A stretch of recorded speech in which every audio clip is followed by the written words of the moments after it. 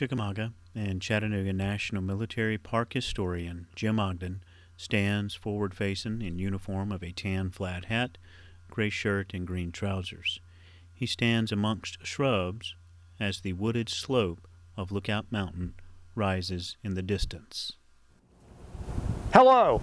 For those of you all who participated in any of our programs yesterday, welcome back. For those of you all who are joining us today, welcome and thank you for joining us. This year, as the National Military Park recognizes the 157th anniversary of the battles for Chattanooga in November of 1863, in this series of virtual programs presented at various points around the Chattanooga battlefields.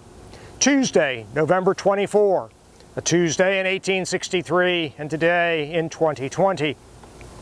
The big event in the battles for Chattanooga today, as it turns out, will be the Battle of Lookout Mountain. This is actually the first full day of Grant's offensive against the Confederates around Chattanooga. And it also includes the crossing of William Tecumseh Sherman's troops over the Tennessee River upstream of Chattanooga. We'll talk more about that tomorrow because, as many of you all know, Grant's plan on the 24th of November did not go as he originally intended. One part of Grant's plan that certainly went differently was relative to Lookout Mountain. If your enemy were on Lookout Mountain, would you want to attack them, rising steeply and sharply about 1,400 feet above the general lay of the land, with here on the west side of the mountain, steep banked and bank full then because of the recent rains, Lookout Creek running at its base? Lookout Mountain would be a formidable obstacle to attack. But over the last 3 weeks leading up to these events in November, the senior Union general here in Lookout Valley, Joseph Hooker, had obviously been paying attention to where the Confederates were and, more importantly, were not on Lookout Mountain. Grant had not originally intended to incorporate Hooker and a small element of Hooker's force here in Lookout Valley in his attack plan. He was going to leave Hooker and John Gary's small division here to hold the north end of Lookout Valley, in particular Cummings Gap leading to the vital supply point on the Tennessee River at Kelly's Ferry, and the supply route through the north end of the valley leading to the pontoon bridge at Brown's Ferry and into Chattanooga. However, as Grant massed his forces ahead of the actual assault, as it turns out, on November the 24th, having had to postpone it several days, it turns out that there is going to be here in Lookout Valley not just one small division as Grant had originally intended, but 3 divisions, because late on November the 23rd at Brown's Ferry, that vital pontoon bridge had broken as a result of debris carried downstream on the Tennessee River on the water level, which then was almost bank full itself. And that breaking of the pontoon bridge late on November the 23rd trapped 2 additional Union divisions here in Lookout Valley, and Ulysses S. Grant authorized George Thomas to authorize Joseph Hooker to conduct a demonstration against the Confederates at the northwestern tip of the mountain to fix those Confederates in place so that the main strike, Sherman's troops attacking across the river upstream of Chattanooga, would potentially have greater success. However, in those 3 weeks leading up to the battle, Joseph Hooker had, as I noted, made careful observations about where the Confederates were and were not. In fact, over just the last 10 days, he would have noted changes in the Confederate dispositions. Braxton Bragg had applied yet another reorganization to his army, and that had resulted in the shifting of troops. He had also sent additional troops off to reinforce the strike against Knoxville, and as a result it meant movement of troops along the general line.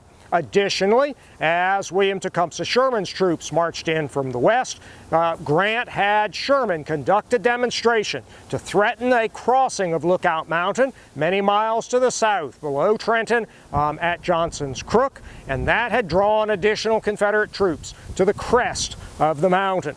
And so by late on November the 23rd, on a day when Joseph Hooker thought that he would not play any major role in the battle, he still had made the observation that while there were Confederates on the top of the mountain, looking off of the western brow and stretching southward into Georgia, and Confederates in earthworks at the northwestern base of the mountain, and some Confederate positions about half to two-thirds the way up the mountain. All of these mostly indicated by the smoke rising from their camps, and at night their campfires, and reports from his pickets along Lookout Creek. Hooker understood that the bulk of the Confederates on Lookout Mountain were only near the northwestern tip of the mountain, and that the Confederate picket line did not extend very far south along Lookout Creek. And then that the number of Confederates watching any potential crossing point further upstream were limited. And so when he received Thomas's message, which had the addition of an "if practicable, take the northern tip of Lookout Mountain," early on November the 24th, Joseph Hooker planned an attack. With the divisions of Peter J. Oosterhouse and Charles Cruft bivouacked along the Browns Ferry Road, leading to Browns Ferry, but unable to cross there, Hooker decided that he would have those two divisions conduct a demonstration at the northwestern tip of the mountain, so, the hills that are there at the northwestern base of the mountain, while John White Gary's division would come out of its camps around the eastern mouth of Cummings Gap, march across Lookout Valley, and move to some point where they could cross Lookout Creek. And Hooker hoped that they could get across the creek, climb up onto the western face of Lookout Mountain, the western slope, and then attack from south to north into the flank and rear of the Confederates, whose attention, by Hooker's plan, should be drawn by those Union troops of Oosterhouse and Cruft demonstrating in the area where the turnpike and railroad bridge crossed Lookout Creek. Park historian Jim Ogden now stands forward-facing on the grassy bank of a wide creek as the sun illuminates the water. Thick vegetation is to his left, and across the creek is a thick wooded area. And where it was found for Hooker's troops to cross was here at Light's Mill, a location today within, on the eastern bank of Lookout Creek, Reflection Riding Arboretum and Nature Center. That organization protects about 300 acres of the Lookout Mountain battlefield and their operations, and during their normal hours you can potentially visit here at the Lights Mill site. The western bank of Lookout Creek at this point is now part of the Lookout Mountain Battlefield Unit of Chickamauga and Chattanooga National Military Park, a more recent addition thanks to the hard work of the Trust for Public Lands beginning in the late 1990s. When Hooker sent the order to John Gary to move his division to a crossing on Lookout Creek, John Gary called his field officer of the day, Lieutenant Colonel Eugene Powell of the 66th Ohio, to his headquarters. Powell, as the field officer of the day of the division, was really the man responsible for the minute-by-minute operation and conditions along the picket line, the line of Union sentinels on the western bank of Lookout Creek. And when Powell got to Gary's headquarters in the pre-dawn hours of November the 24th, Gary asked him if he knew of a place where Lookout Creek could be crossed. And immediately coming to Powell's mind was something he had seen earlier as he had ridden along the picket line, checking on the status of the men assigned to that duty at that time along Lookout Creek. And that was sticking out of the high waters of Lookout Creek were the knees, some vertical posts of an old mill dam. And with the structures of the mill located on the farm of James Light, Powell believed it would be possible to construct a footbridge over the knees of the mill dam, over Lookout Creek, to allow the passage of Gary's men and Walter Whitaker's brigade, which is from Crust's division, which is assigned as part of Gary's assault as well, to allow them to cross the creek. While knowing that the number of Confederate pickets on this side of the creek had diminished, Powell was aware that Confederates did periodically watch the most likely potential crossing points. And so Powell, taking the picket reserve, moved cautiously towards Lookout Creek on the west side. Passing through the gap between two hills on the Light farm, he came down the road leading to the mill, and as he approached, he pushed some of the troops out in front to the bank of the creek. There were sounds on this eastern side suggesting the presence of Confederates, and Powell asked for volunteers from amongst the men who would be willing to step from knee to knee and cross the creek to secure this eastern side. Initially, no one volunteered, and Powell began to consider having to detail men to that mission, and then one man volunteered, and then another, and then another. And eventually Powell had to simply divide his then available troops in half, sending them half across the creek and the other half positioned to potentially provide covering fire for the crossing. Those first soldiers to cross the creek slung their rifles over their shoulders and then approached the bank and stepped out onto the first knee, and carefully stepping from one knee to another, crossed the creek, anticipating that any minute fire from Confederates might erupt. As those men successfully crossed, they spread out to secure a small toehold around Light's mill, and the rest of Powell's men, the troops who had stayed on that side, then get busy tearing planking off of the buildings associated with the mill, and finding rope and other materials. They begin to build a footbridge across Lookout Creek. And when that footbridge is completed about dawn, the first of the troops, the head of Gary's column, which had moved out of its camps and moved into hiding behind the hill just on the other side of Lookout Creek, they then march down through the gap between the two hills and arrive at that western edge. And they will then cross the footbridge, and as that column, Cobham's brigade in the lead, some Pennsylvanians of the 29th Pennsylvania, as they cross, they are told to then lead that column, Gary's division, 2,200 men strong, straight up the side of the mountain towards the rock bluff or palisades at the base of the mountain. And over the next couple of hours, Gary's three small brigades, Cobham in the lead, then Ireland's brigade, and then Charles Candy's brigade, including Eugene Powell's 66th Ohio, will cross. And as that column marches up the side of the mountain, when the head of the column reached the base of the rock bluff or palisades 1,200 feet above, there was essentially a solid line of Union soldiers down the side of the mountain. Since they had been marching right in front, the command front is given, and the soldiers face left and step up, and there is essentially a solid line of battle.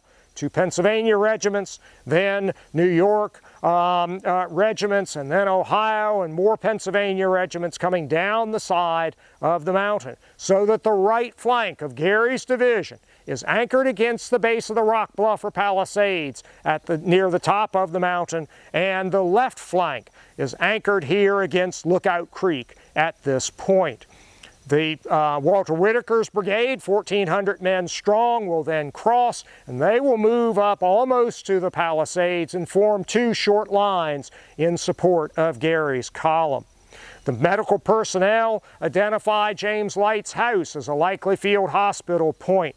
And while the assistant surgeons and litter bearers move forward and take posts behind their respective regiments, the medical officers prepare to treat casualties.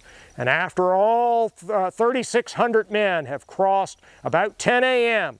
on a day that is now rainy, foggy, misty, drizzly, and cool, Gary gives the command forward. And this 3,600-man formation in three lines, most importantly the front line of 2,200 soldiers, the 2nd Division of the 12th Corps, the White Star Division.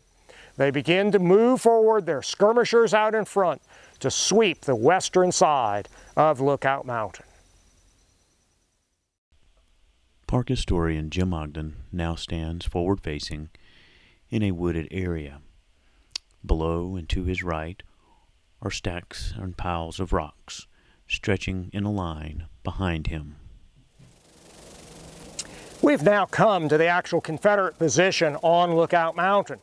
Not just for the Battle of Lookout Mountain on November 24, 1863, but also throughout at least the latter parts of the siege of Chattanooga, which had begun in late September and through October, and in particular after the Confederates had lost control of the northern end of Lookout Valley in late October by the Federal seizure of Brown's Ferry and the northern end of Lookout Valley and Kelly's Ferry and the time of the Battle of Walhatchee.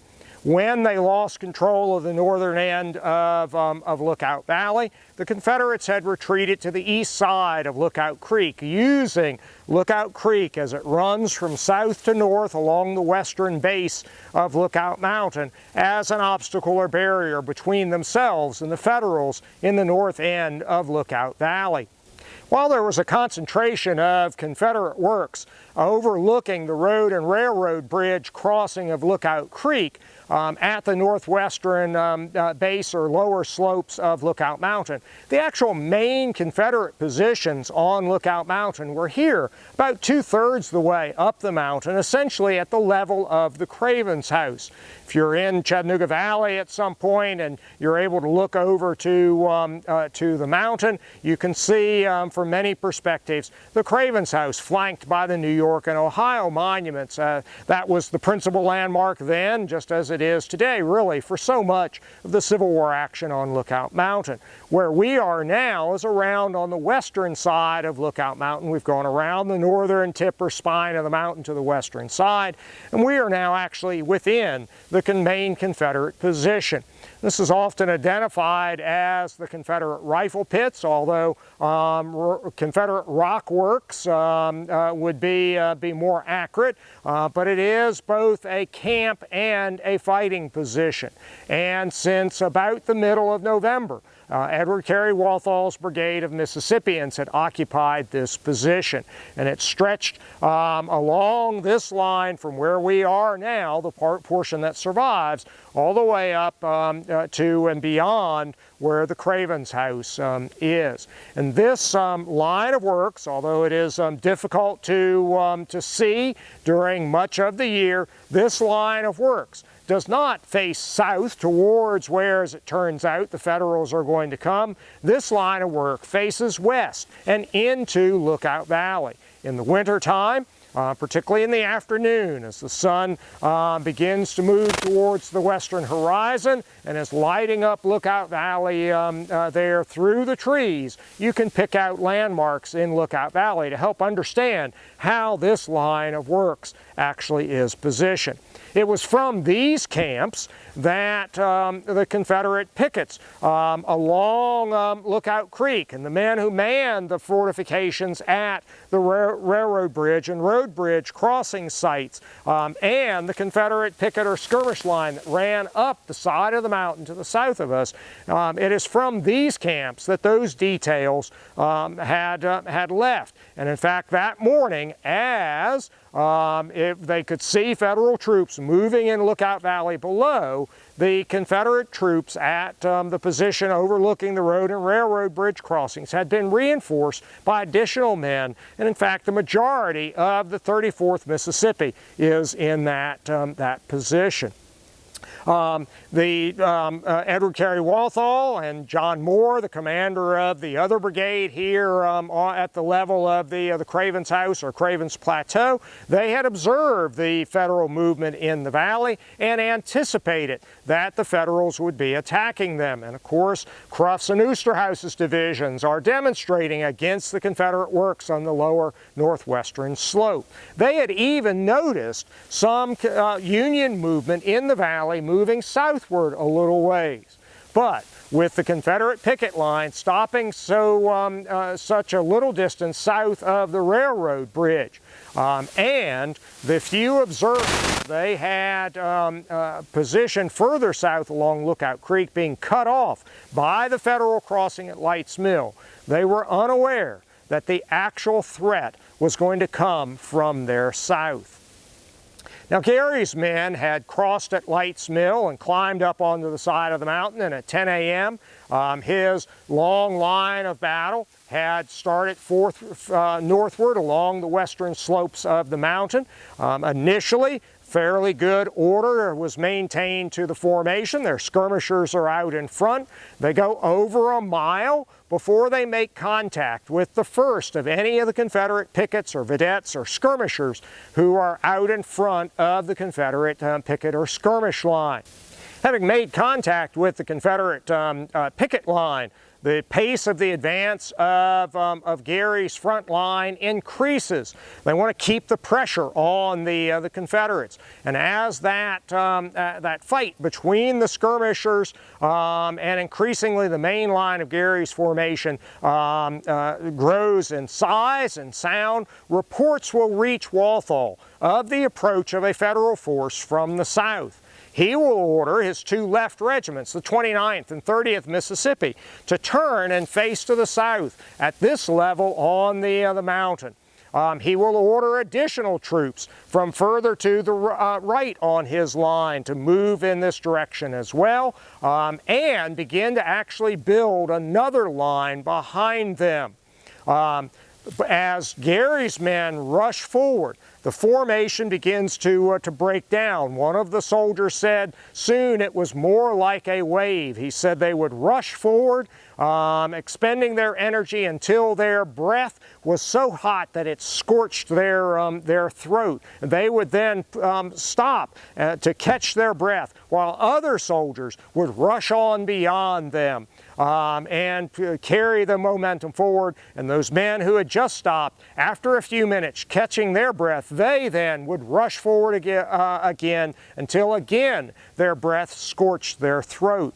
As this line now rushes forward, the Confederate skirmishers fall back. Some of them, reluctant Confederates to begin with, having not volunteered or enlisted in Mississippi until after there was the threat of conscription, and now with the infighting within the Confederate Army resulting in poor rations, even limited rations, and even more so here on Lookout Mountain, and being in the cold and damp here on the side of Lookout Mountain, many of those Confederate skirmishers saw an opportunity to get out of the war. Sheltering behind some of the large rocks on the side of the mountain, they waited until the Federals rushed up on them or even past them, and then stepped out and surrendered, to be then ushered to the rear by Gary's men, being simply passed through Gary's line and back to Whitaker's line to be sent to the rear.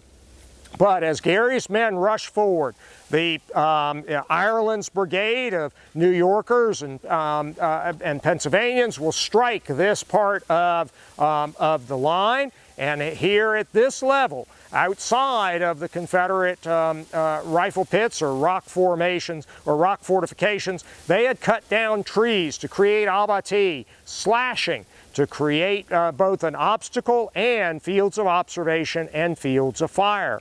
And on the left end of this line, or the south end of this line, those Mississippians who were in part of the line turned back and ran a short distance up the side of the mountain and actually faced to the south. They are actually successful in stopping the Federal advance for a short time. But unfortunately, the Confederate line does not extend very far up or down the mountain. The left end of the Confederate line is far short of the rock bluff or palisades above, and it's not tied in with any natural feature, let alone the creek below.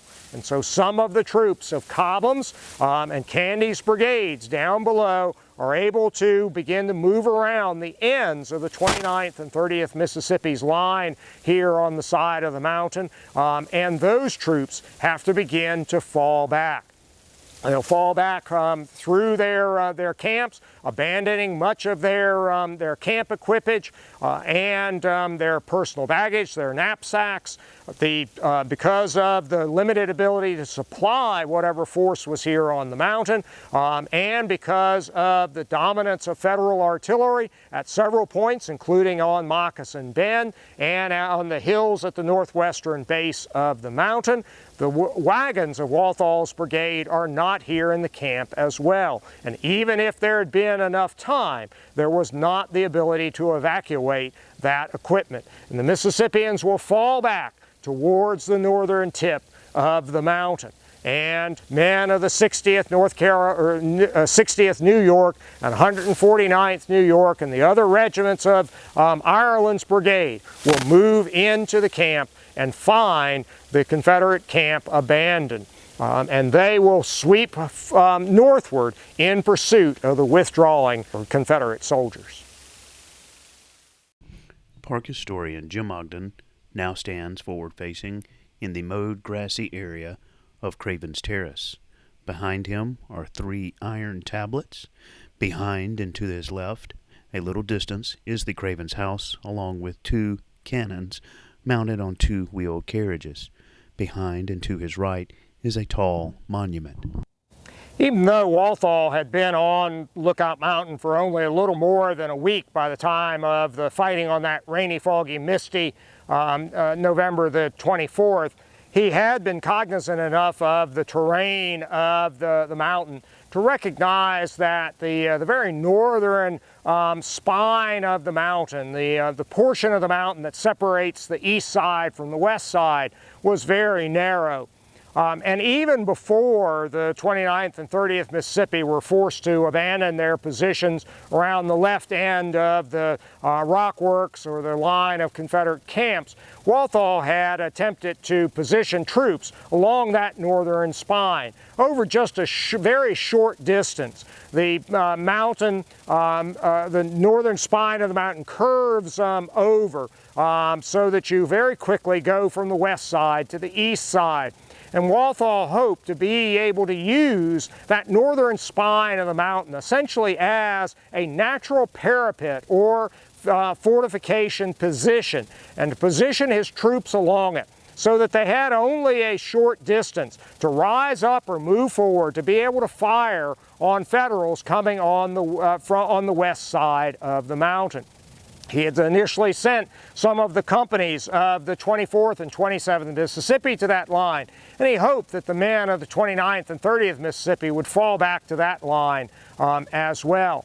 However, while he had noticed that element of the geography, he did not perhaps notice that that northern spine was almost in perfect alignment with the Federal artillery on Moccasin Bend. And by that third week of November, with the heavy rains of October and November having beaten the leaves off of the trees, there were no trees or foliage to obscure the movement of his troops. And as his troops come over that spine and potentially begin to take up positions along that area, the Union artillery on Moccasin Bend, which had already been throwing shells over the shoulder or the northern spine of the mountain, essentially into the rear of Walthal's positions. Now those guns on Moccasin Bend can fire right up that spine, and they enfilade that position.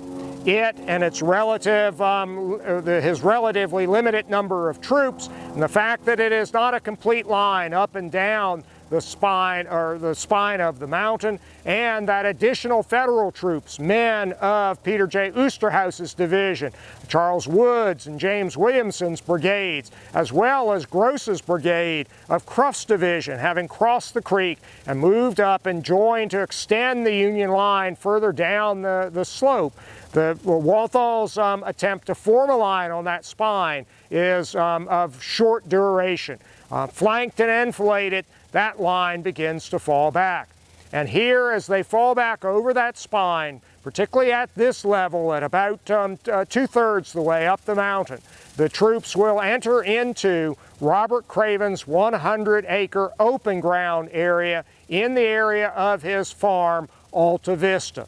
And as the Mississippians begin to withdraw into that open area, some still under the cover of the trees above and below, but particularly those who are in that open area, they too come under fire of the Federal artillery on Moccasin Bend, and they also lack the advantage of a prepared position, even though there are Confederate field fortifications that begin in this area.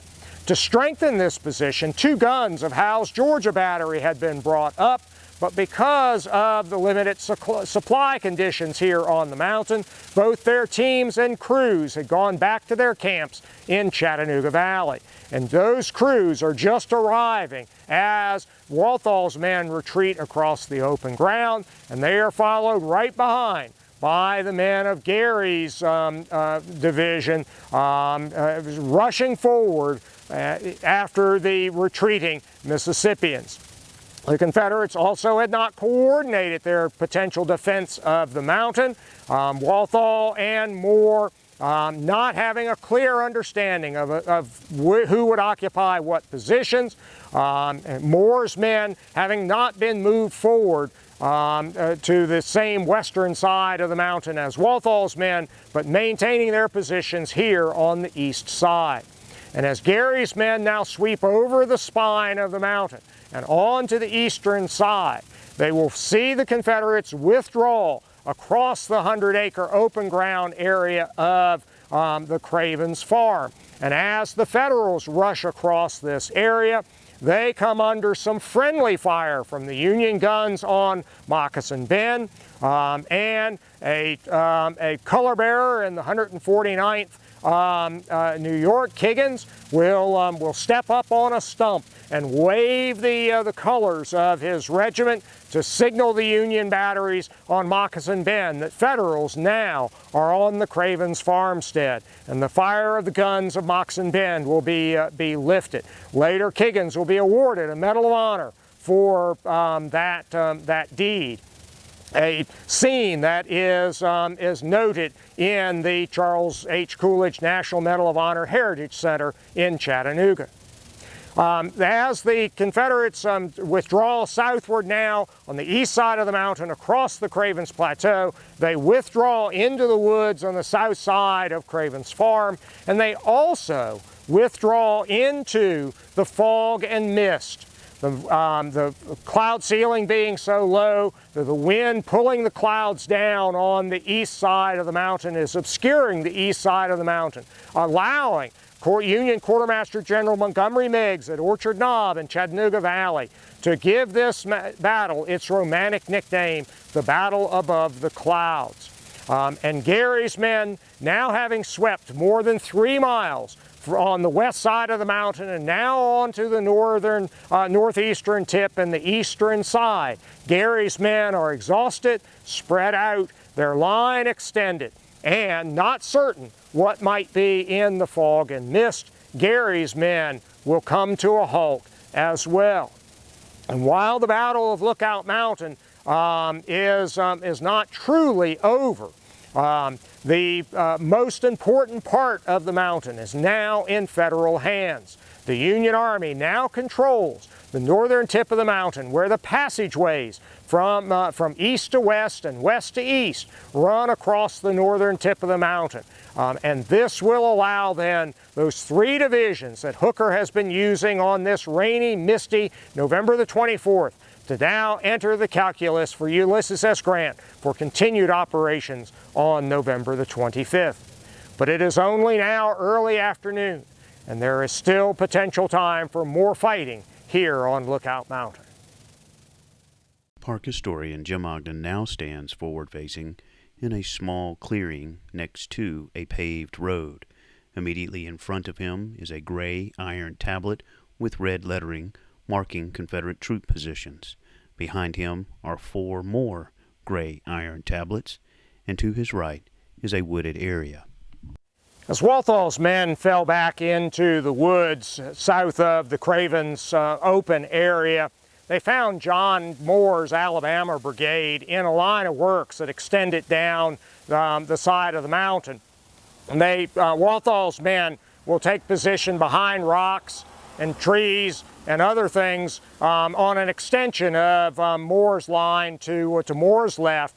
And Walthal's men will form a line stretching up the mountain to the base of the rock bluff or palisades. They also find that Pettis's brigade, one of Carter Stevenson's brigades from the top of the mountain, has been sent down here, and they are arriving and added into this line as well. And with the Federal pause in the Craven's open area, the Confederates have a few minutes to form a new line here on the east side of the mountain, stretching down from the base of the rock bluff or palisades down to the lower slopes of the mountain. And fortunately for them, it is also north of the main road up and down the mountain, the Lookout Mountain Turnpike or the Summertown Road, so that what Confederate force is still on the top of the mountain will potentially not be trapped there. And throughout the afternoon, a heated skirmish fight will develop between the Union line as it reforms just in the woods south of the Craven's farmstead and the new Confederate line here. They are now fully in the fog and mist on the east side of the mountain, and as darkness comes, even earlier that day because of the overcast and the rain and the fog and the mist, that skirmish fight is going to take on a unique perspective. Participants along it will say that when they fired, they suddenly felt exposed, the flash of their weapon giving their position away, and maybe even a little more than normal, not just a bright flash in the dark, but because of the mist hanging in the air, it was almost as if they were lit up for a few moments, the light being diffused and bounced back and forth by the water molecules. It was more a brief lightening of their surrounding and then that light going out rather than just a sharp flash in the dark. For observers in Chattanooga Valley, they had heard this battle develop during the course of the day, first on the west side of the mountain, and then, in particular, as the troops swept around the northern tip of the mountain. They could tell that the Confederates were being driven back. And that night after dark, the battle line began to be evident to those in Chattanooga Valley as the weather front moved on off to the east and the cloud ceiling began to rise. The fog and mist on the east side of the mountain rose as well, and the battle line was noted by the stabs of light in the darkness being fired at one another. For the Confederates, it was quickly recognized that the valuable, important part of the mountain had been lost. The northern tip of the mountain, where the roads or passageways over the mountain were located, and that Lookout Mountain's value as a Confederate position had largely come to an end. And that night, Bragg orders the mountain to be abandoned, Carter Stevenson will order his troops from the top of the mountain off, some of them having to march down routes much further to the south to escape, but what forces were still on the top of the mountain, abandoning much of their camp equipage, will withdraw down the Lookout Mountain Turnpike or Whiteside Road or Summertown Road down the west or the eastern side of the mountain. Clayton's brigade will be sent from Stewart's division to support that withdrawal, and they will be the last of the troops to leave early in the morning of November the 25th. The Federals on the 24th had really only seized the slopes of the mountain. No Federal had made it to the very top of the mountain. But the next morning, several Federal parties will work their way towards the top, and a little after daylight, Captain John Wilson of the 8th Kentucky will lead a small party out to the very northern point of the mountain and unfurl the colors of the 8th Kentucky from the tip of the mountain. Lookout Mountain in Confederate hands the last 2 months during the siege of Chattanooga is now firmly in Union hands, and Wilson and his party's exuberance at the tip of the mountain will draw the attention of observers in the valley below. A cheer will rise amongst the Federals, a boost in their morale. But the battles for Chattanooga are not yet over. There is still fighting to be had on that 25th of November, 1863, on the slopes of Missionary Ridge.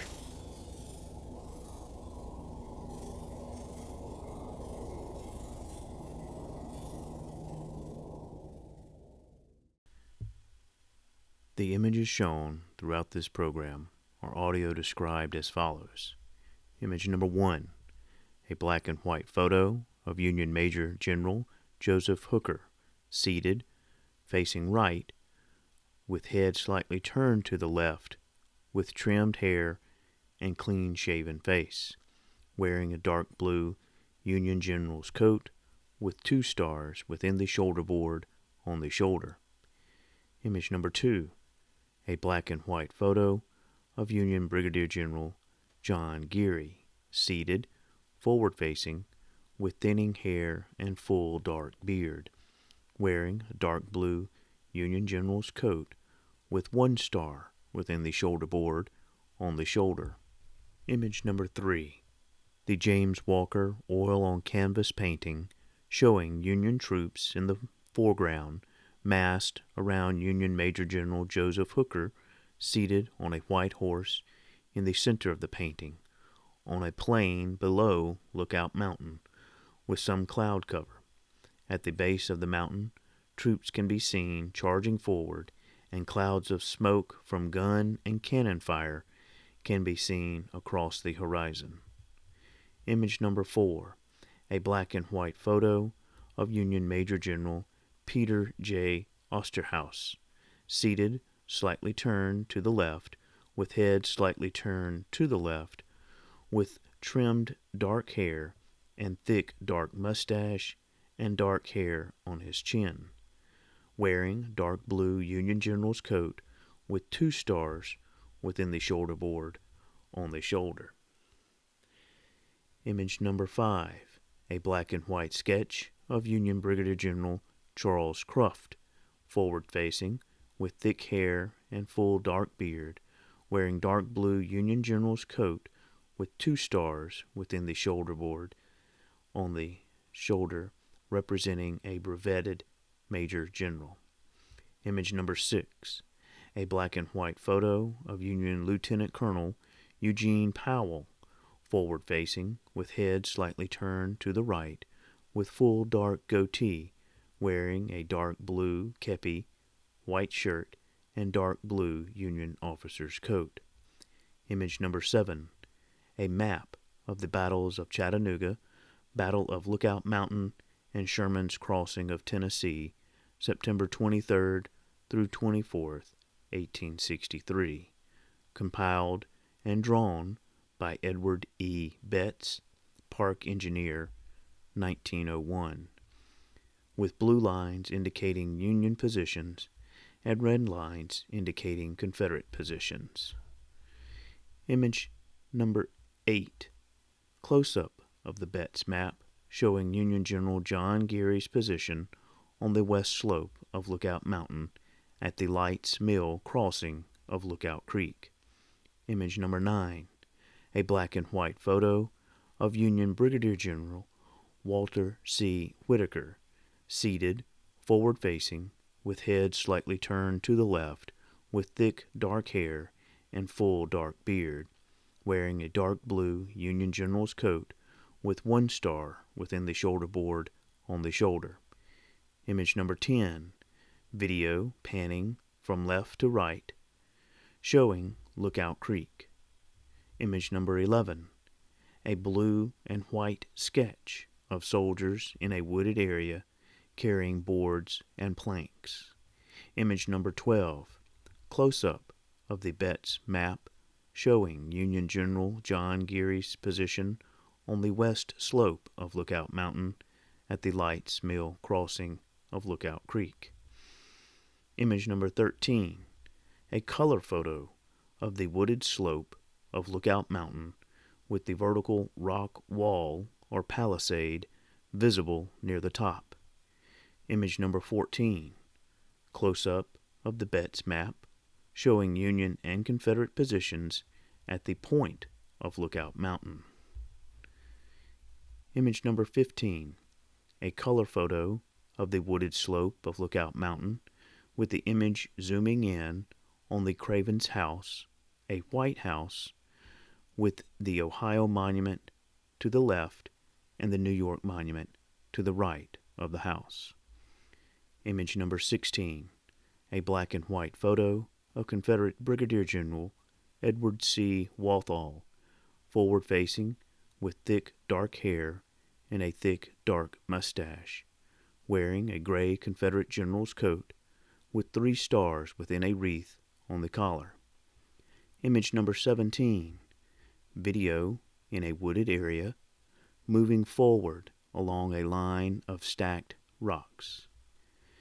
Image number 18, a black and white photo of Confederate Brigadier General John C. Moore, forward-facing, slightly turned to the right, with trimmed dark hair and full beard, wearing a white shirt and black necktie, and a gray Confederate general's coat, unbuttoned, with 3 stars within a wreath on the collar. Image number 19, a black and white print of several Union soldiers climbing the slopes of Lookout Mountain. In the foreground, one stands while holding his rifle, while another rests on his hands and knees. Clouds and other mountain ridges fill the background. Image number 20, a color photo of a gray iron plaque with red lettering reading "Heavy slashing of timbers outside of works," situated in a wooded area. Image number 21, close-up of the Betts map showing Union cannons on Moccasin Bend with 3 yellow lines drawn across the Tennessee River toward Confederate positions on Lookout Mountain. Image number 22, a color photo of 2 cannons mounted on 2 wheeled carriages. Between the cannon is a gray iron tablet with red lettering, and in the distance rises a tall granite monument. Image number 23, a black and white sketch by Harper's Weekly artist Theodore Davis. The sketch is captioned, "The Army of the Cumberland, Capture of the Rebel Works at the White House on Lookout Mountain." The sketch shows an infantry charge with some men protected behind a stone wall. A soldier lays dead in the foreground. The White House can be seen in the distance. To the right is a forest thick with soldiers. Image number 24, a black and white photo of John Kiggins, forward-facing, with trimmed dark hair combed to the right and thick dark goatee, wearing a white shirt, black bow tie, and dark civilian coat. 2 medals are pinned to the left lapel of the coat. Image number 25. Close-up of the Betts map showing Union and Confederate positions at the point of Lookout Mountain. Image number 26. A color photo of reenactors portraying two Confederate soldiers. The two stand behind a large rock boulder amongst fog-enshrouded trees, as one stands firing a rifle and the other looks on. Image number 27. A black and white photo of Confederate Brigadier General Edmund Pettus, forward-facing, with trimmed hair and full beard, wearing a gray Confederate general's coat with 3 stars within a wreath on the collar. Image number 28. A black and white photo showing a rock outcropping on the slope of Lookout Mountain. Wooden ladders are placed against the rock formation. Image number 29. A black and white photo of Union Captain John Wilson standing with 5 other Union soldiers standing next to him on the rock outcropping at the point of Lookout Mountain. He is holding the American flag in his left hand and waving his hat with his right.